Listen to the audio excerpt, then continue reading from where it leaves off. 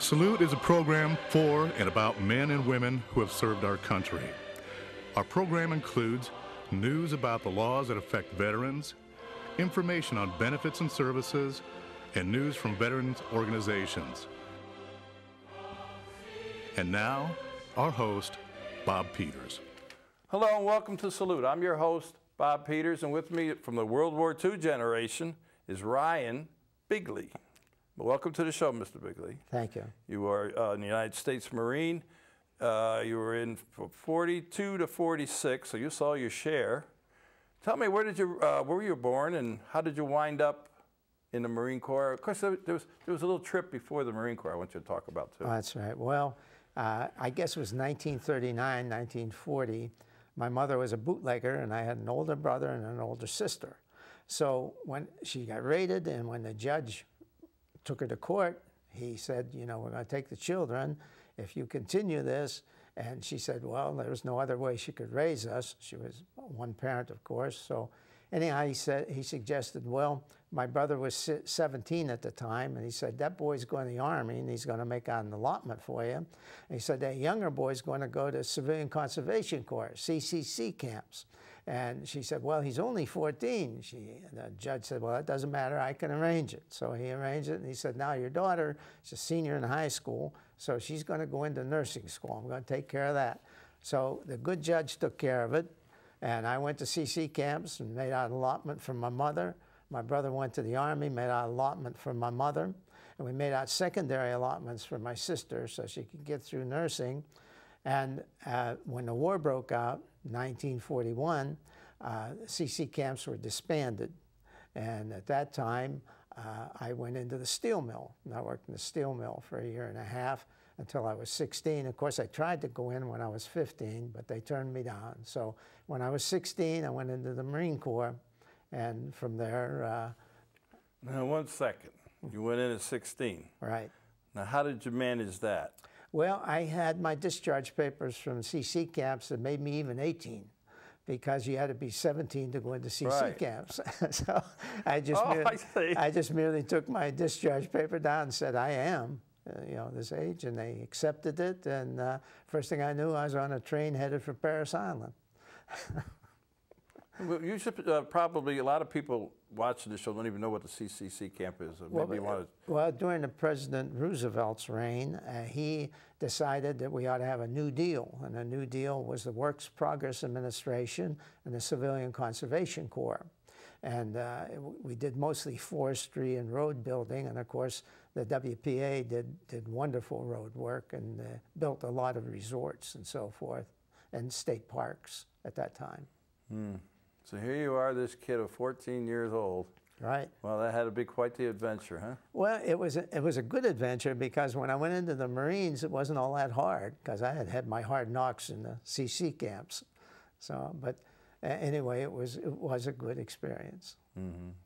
So you snuck in, and there's a lot of you guys, you know, from especially World War II. Oh yeah. Yeah. And you went to basic. I went to Paris Island, to basic, and after I got out of basic, I went into what they call a transient center, where they select people. And I had one officer come up to me, and he said, son, can you swim a mile? And I said, sure, I can swim a mile. Of course, I wasn't quite sure I could, but I thought, well, you know, I'll do it. And he said, well, how'd you like to be in a recon outfit? Because there'll be some swimming entailed. And I thought, oh, that'd be nice, not knowing what a recon unit was, but it sounded good to me. So in 1943, early part of 43, they formed the, actually it was formed a little sooner than that, but I joined the Amphibious Reconnaissance Battalion. And it was a Fleet Marine Force, Marine Corps in the Pacific, and we were attached to different divisions for reconnaissance work. And some of the places you were... Well, in March, I believe, of 1944, we were taken to Saipan, and we were supposed to go in 3 days before D-Day, make a reconnaissance, and set up on top of Mount Tapacho, which was a high point on Saipan. 2 days before D-Day, they called it off because it would have certainly been a bad thing to do at that time, and there's no way we could have accomplished that. And we went in with the 2nd Marine Division, and we did reconnaissance work for them. At night, when they set up their lines, we got 200 yards in front of their lines in the foxhole, and we directed them for infiltrators. When anybody come past our foxhole, we'd just let them know back at the lines, and they'd open up a machine gun. And we did that kind of work through Saipan. And the second operation, part of the Mariana Group, was Tinian. On Tinian, we were ordered to swim in 3 days before D-Day. And we did. We went in groups of 3. What happened, we worked off of it, World War I destroyers, converted destroyers. They're called APDs. And we had rubber boats aboard, and we lowered the rubber boats, and we climbed down into the rubber boats, and we'd get to the breaker line, and then swimmers would go in, and they would be given 2 hours for rendezvous, come back to the breaker line and join the boats and get back on the APD. So we did that in groups of 3, and we were checking the beaches to see which beaches were the best to land on. And our job was not to contact the Japanese, but to be able to hear them. And so we went on the beach and we did our job and we went back out. Well, the staff didn't like that report, so they had ordered us in the next night. So we went in the next night and they accepted that report. And as a result of that, that landing had the least amount of casualties because of the selection of beaches than any other landing in the Pacific in World War II. One significant point of that was we always went in with a division. So on D-Day, we went in with a division, and our company's operation or mission was to take the landing strip and blow up the planes that were on the landing strip. We did that, and as I said, it was significant because a year or so later, the Enola Gay took off from there and dropped a bomb on Hiroshima that ended the war. So that was a memory I'll never forget. Oh, yeah, I'm sure. Yeah. Pearl Harbor, too. Yeah. But for the younger people, you said it was not to make contact. You didn't want to be known that you were there. Oh, no, The whole idea was for you to get in, get this information without being seen or heard. That's right. That's right. That's right. And on one of the islands we swam in on, we had a radio man that had had like a big box on his back, which is, I think it was called a TWX. He had a long antenna on it. And he was one of our group that went in on a different island. And he left his antenna behind on the beach. So we got out to the rendezvous, and they asked where his antenna was. Well, it dropped off. It was on the beach. So they said, Beighley, you get in and get the antenna. Well, when we went in, we wore boondockers, which were heavy shoes. We wore dungarees. We didn't have all that fancy stuff. We just, we swam. And we wore boondockers because you'd roll over on your back if it was coral, and then you'd come up onto the coral rather than getting all cut up. But anyway, I went in and I got his antenna and I stuffed it down my pant leg and started to swim back out. Well, there was a change in the currents and I flipped over and over again until finally I felt this great big hand on the back of my neck, and it was a man named Jim Martin, who happened to be in our battalion that went on after the war to become an All-American at Notre Dame and played 13 years with the Detroit Lions. So he saved me, actually. But so those are some of the memories from those crazy landings that we did. So you were, how many years now? 3 years or 4 years? In the Marines? Yeah. Well, at that time, I was about 2.5 years in the Marines, yeah. And then we went back to our rest camp, and we were ordered to take some islands around Okinawa. But before that, we were to go to Iwo Jima. So we took off for Iwo Jima, and we no sooner hit Iwo Jima than we had 2 companies in our battalion, A Company and B Company. And I said, well, A Company is being withdrawn, and they're going to go to Leyte in the Philippines to do reconnaissance work with the 77th Army Division. So B Company stayed on Iwo Jima, and I was in A Company. We went to Leyte in the Philippines and joined up with General Buckner's 77th Army Division, which was a very good division, incidentally. We did some mopping up there, and worked with them for quite a while, and they decided they wanted to keep us, so they did. And we then went up to Okinawa, which was the next island to hit. But before they could get into Okinawa, we had to take a chain of islands called the Karamaretta Group, and it was Takashima, Takabanari, Ayashima. Actually, Ayashima is where Ernie Powell and General Buckner were killed. Ernie Powell was a famous war correspondent in World War II. So they were killed on Ayashima. So we had to take 26 islands. Our company joined up with the B Company up there, and that was, of course, our battalion had to take, we operated off of 2 APDs, the USS Kane, the USS Stringham. And we operated, A Company worked off the Stringham, and we split up the islands, and we had to go in at night, of course, and if all they had were long toms or artillery on the island, then we'd take thermite grenades and seal the breaches of the artillery so they couldn't shell our ships getting into Okinawa. And we hit these islands, and we were going real well until we hit one called Tsukushima. Tsukushima was the name of it. And we went in, and everything was fine, except there were 2,500 Japanese on that island. And there were 3 of you? And there were 102 of us. Oh, 102. And they just whipped us bad. They messed up our rubber boats, and we had a lot of casualties, and we had several deaths. And we finally got off the island. We had our wounded people off the island. And they gave us a 2-day rest after that. And we went in on another island called Takabanari, and had relatively nobody there, hardly at all. And so we hit these islands, and it got so that we were hitting them at night and hitting them in the morning so that we could secure them.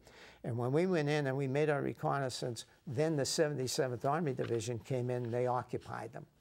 So there was no chance of the Japanese retaliating in any way as they went into Okinawa. So then we landed with the troops on Okinawa, and we did reconnaissance work for them for that whole month. After they dropped a bomb on Hiroshima, because that was in August of 1945, they dropped a bomb on Hiroshima. Why? They decided then that we should attack Japan, and we should be in the main line as Japan. So they took us all to Guam, and we trained for 2 or 3 weeks to invade Japan, which would have been horrible. Oh, yeah. And all of a sudden the war ended because of the second bomb that was dropped, and we went on our merry way home. Well, I give you a lot of credit. That had to be pretty hairy, sneaking into an island at nighttime. I mean, you can't, you think about it. It's not like you got a flashlight and you're walking around, because you got, you can't be seen. Now, we could be equipped 2 ways. They had a knuckle knife from World War I that you could take with you, or they had a .22 pistol. Now, you'd have to go right up to the person and shoot him between the eyes not to do any good. Some of the fellows, like Jim Martin that I had mentioned, would take one of his socks and fill it full of wet sand and use it for blackjack. But we never had that occasion. One island we went on, we were told to take a prisoner. And it was in I believe the village was Sharon Kanoa. We went in and we took a prisoner, and he was so scared he couldn't talk. He was just a peasant. He wasn't but we wanted to find out about the soldiers on the island. We took him prisoner, took him back to the ship, and one of the men had to throw him over his shoulder. Well, he threw him over his shoulder, and of course, he did a bad thing on his shoulder because he was so scared. So he got back aboard ship, no one would go near this fella. No. And they didn't get much information, actually. But, and that was a one-shot deal. They never tried that again. Yeah. One guy was really happy he didn't do that again. Yeah. You got a picture there I would like you to show when you were in the service. Yeah, hold that up there so people can see it. Now this is when you first went in, or how This is old? when I first went in, and I went into the Marines because I went to a movie, and it was John Payne, Shores of Tripoli, and he had a beautiful blue dress uniform. I thought, that's me. Only I never did get a dress blue uniform until I went back to the Korean War. Well, that's right. Yeah, you. Very interesting life. First the CCC camp, then the World War II, and then you went off to Korea, huh? Well, I got as far as Japan. They decided I only had 10 months to do, so they shipped me back, and I was on the ceremonial detail for President Truman, which was exciting. Oh, I'll bet.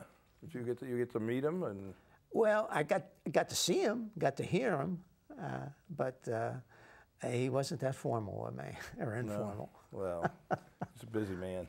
Yeah. Yeah. Okay, so you after that with the president, you somehow you wound up in Korea, I guess, eh? No, that was during the Korean War. Uh-huh. That was during the Korean War, because I had 2 hitches, and the first hitch was regular Marines. The second hitch was in the reserves, 4 years each. So my second hitch was up by the time they got me to Korea. So instead, they sent me back, and I ended up on the Presidential Guard. Okay, very interesting. Yeah, and at that time, of course, my wife had twins, so who are now over 62 years old. Time marches on, my friend. They're on Social Security. Yeah. And you also told me you very proudly told me you have a grandson. I have a grandson who's in his 17th year in the Marine Corps. He's a gunnery sergeant, so he's only got 3 more years to go, and he'll retire. Oh, God bless him. So he's got my genes. Yeah, yeah. Okay. So you went to Korea. After Korea, you went out in civilian life? I went out in civilian life. What did you do in civilian life? Well, in civilian life, I got in the insurance industry, and I remained in that for 42 years. And I ended up as a CEO of Paul Revere of Canada. I ran the Canadian operations. So I'm retired, and I've been retired 23 years. And loving 1990. it. And loving it, right? Oh, yeah. But you're very busy, though. You with the senior games, right? Oh, I am, yes. Tell me a little bit about the senior games. Well, the senior games I've been interested in for the last 10 years, since they started. And they have a regional, and you qualify in a regional for the district, you qualify in a district for the state, and every 2 years you qualify in the state for the nationals. The nationals this year is in June, and in June and July, and it'll be in Cleveland, Ohio. And I've attended many of the nationals, and I compete in track and field, because I run about 4 events, and I throw the javelin, I throw the discus, and then I swim in 6 events. So I usually qualify in most or all of them, and of course I've outlived most of my competition. Yeah. You're an amazing man, I'll tell you. I wouldn't want to compete against you. And 88 years young, right? 88 years young, yes, right. And I help manage a track club in the villages, and we meet on Monday, Wednesday, and Friday at 7:30 in the morning and do mostly track work. But we've also ran some long distance. We have a group of 12 people that ran 191 miles from Miami down to Key West, and in a relay, and had a lot of fun. Have you ever done any real long distance runs? Marathons, mini marathons. Oh, yeah? Yeah, and when I was in my 60s, I was young. You're a young pup, right? The senior games, you start at 65? Is that what they start? No, 55. Oh, 55. 55, and it's in 5-year increments. So it's 55 to 59, and then from 60 to 64, 65 to 69, it goes on. Right now, I'm in the 85 to 89. Just anxious to get to 90, because I won't have anybody around. You gotta get a medal for just showing up. Ain't nobody else there. You bet. No, you'll do well, my friend. I know that. You had some other pictures you wanted to show us and tell me about. Well, this is the 191-mile relay that we ran. And the interesting thing about that was my wife had passed away 2 months prior to this. And at her funeral, all my children are there. One of my older sons was there, and I got a call, and they said, we'd like you to coach a 191-mile race. Would you do it? And I said, well, I don't think I'd want to do that just now. And I said, my son jumped up, and he said, yes, you will. He said, I'll make out a check to cover all the expenses of the race, and you'll do it.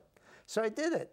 And the fascinating part about that was I met a woman from California, and we're now married. We've been married for a week and a half. Wow. So that was a nice run. Well, congratulations to you and your new wife. So I'm starting my second life after 65 years of marriage to my other wife.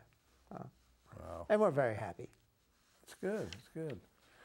Well, this running group in the villages now, how many people you got in this? Well, we got about 60 members, and some are north, and they come down as snowbirds. Yeah. But we run 3 days a week, Monday, Wednesday, and Friday, 7:30 to 9 at the high school track. And we've got some very fine runners. We have some really good runners. And of course, a lot of them ran at college, and a lot of them were really excellent runners before they joined us. And we go to the meets, and we have our uniforms, and we do well. There's no meet that's a meet unless the village people are there. Modest. What other pictures you have there you wanted to show us? I mean, you had several of them there. I want you to talk about each one a little bit. Well, this is, they did an article on me called The Ageless Wonder. And this was an article that was done when I went to Louisville. Louisville had a national 4 or 5 years ago and did well, but they, for some reason or another, they thought maybe I ought to be an ageless wonder. So that's a nice moniker. Yeah. I hope to be there someday. You will. I don't know. It'd be a wonder, I guess.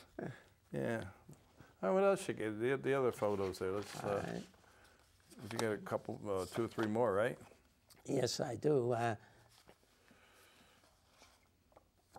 Let's talk a little bit about each, because we'll be, before you know it, we'll be running out of time. Well, this was taken when the Marine Corps asked Bill Cumba and myself to go to Parris Island to review the graduating class at Parris Island based on our World War II records. So we went, and the nice thing about it was that I believe I was the only enlisted man that got to do that review. Of course, Bill was a captain, and I was a sergeant. So that was nice, and it was a nice honor. Oh, yeah. I'll tell you, I think the world of Bill. I mean, he was one guy. tough Marine, I'll tell you. He's a great guy. Yeah. Great guy. And then these are some of the medals from the senior meets. Wow. You got any idea how many you got? About 253. I'm glad you asked. Wow. But as I say, I covered the bronze and the silver with the gold there. So there's some that are also rats. You mean a couple guys beat you? What? Yeah. Well, I think that's wonderful. Yeah. And then this was at the World Games at St. George, Utah. I think 3 years ago, I broke the 3,000 meter record for that age group, which was 85 to 89. Wow. So anyway. Yeah, I'm in awe. I'm in awe. I can't even run. Well, I'm used to it, so that's fine. So you're still active in the Marine Corps League? I'm active in the Marine Corps League. I belong to the North Lake Detachment, and a very fine group of people, and Bill Cumba belongs there. So, so if you need any Marines out there that want to join, they should come down to the North Lake Detachment. Where is that? Well, that's here actually in Leesburg, Fruitland Park, I guess, and they can get a hold of anybody, Steve Stevens or Bill Cumba or myself, and we'd be happy to represent them. You want to put your number out there so people can call you? 352-751-7206. Okay. When do you meet? We meet the second Thursday of each month. You're always looking for members. We're always looking for members, you bet.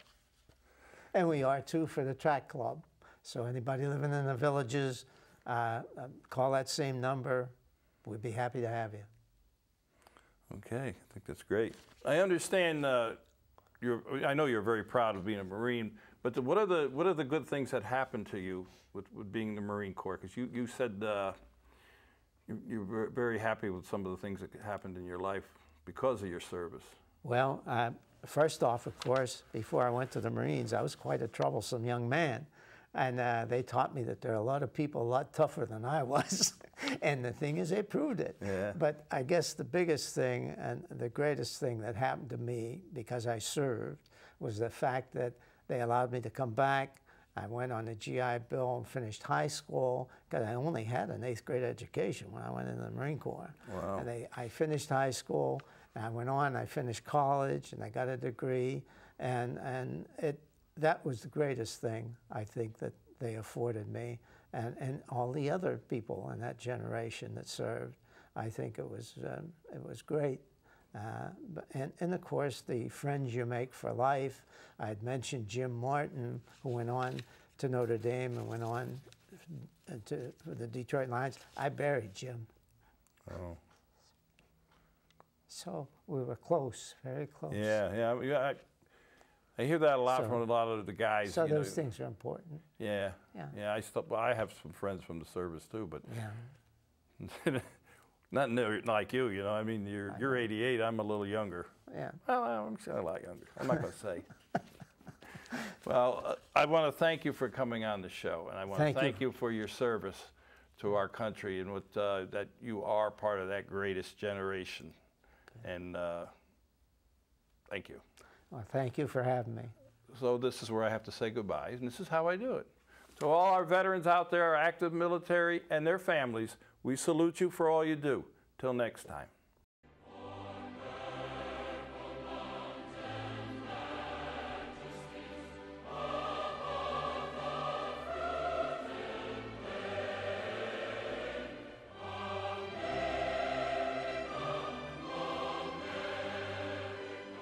This is our 4th year at Lakefront TV. We're still looking for guests, and we'd love to have you on. We're proud of what we've done in the past.